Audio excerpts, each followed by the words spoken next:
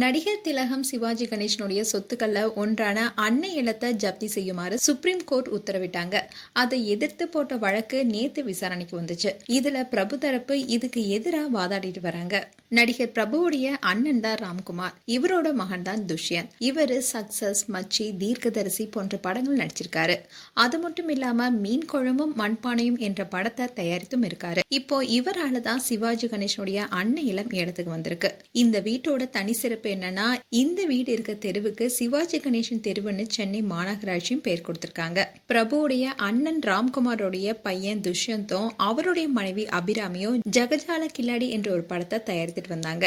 இவங்க ஈசன் ப்ரொடக்ஷன் என்ற ஒரு நிறுவனமும் நடத்திட்டு வந்தாங்க. இந்த படத்தை தயாரிக்கிறதுக்காக தனபாக்கியம் என்ற நிறுவனத்துக்கிட்ட இருந்து 3,74,00,000 கடன் வாங்கியிருந்தாங்க. இப்போ அந்த கடன் தொகையை மொத்தமா 9,39,00,000 கொடுக்கணும்னு சுப்ரீம் கோர்ட் உத்தரவு கொடுத்தாங்க. ஆனா துஷ்யந்த் தரப்புல பணம் கொடுக்காததுனால நடிகர் திலகம் சிவாஜி கணேசனுடைய வீட்டை ஜப்தி செய்ய உத்தரவிட்டாரு.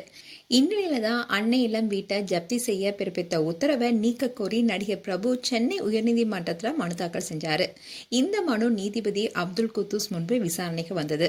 அப்போ பிரபு சார்பில் ஆஜரான வழக்கறிஞர் என்ன சொன்னார்னா, இந்த விஷயத்துல 3ஆம் நபரான தன்னுடைய இல்லத்தை ஜப்தி செய்ய நீதிமன்றம் உத்தரவிட்டுள்ளதாகவும் அதை நீக்க வேண்டும்னு வாதிட்டாரு.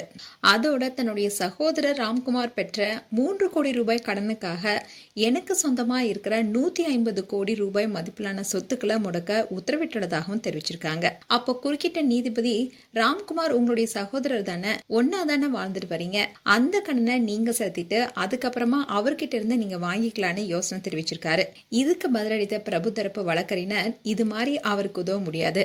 நிறைய பேர்கிட்ட ராம்குமார் கடன் வாங்கியிருப்பதாகவும் தன்னுடைய வாழ்நாள்ல இது வரைக்கும் 1 ரூபாய் கூட கடன் வாங்கினது கிடையாது. அப்படி இருக்க அண்ணன் ராம்குமார் வாங்கிய கடனை நான் ஏன் அடைக்கணும்? அவர் வாங்கிய 3 கோடி ரூபாய் கடனுக்காக தனக்கு சொந்தமான 150 கோடி ரூபாய் மதிப்பிலான சொத்துக்களை எப்படி முடக்க முடியும்னு நடிகர் பிரபு அதில் கேட்டிருக்காரு. இதை தொடர்ந்து வழக்குடைய விசாரணையை வரும் 8ஆம் தேதிக்கு நீதிபதி ஒத்தி வச்சிருக்காரு. இதனால சிவாஜி கணேசனுடைய கனவு இல்லமான அன்னை இல்லம் சிக்கல்ல இருந்து காப்பாற்றப்பட்டிருக்கு.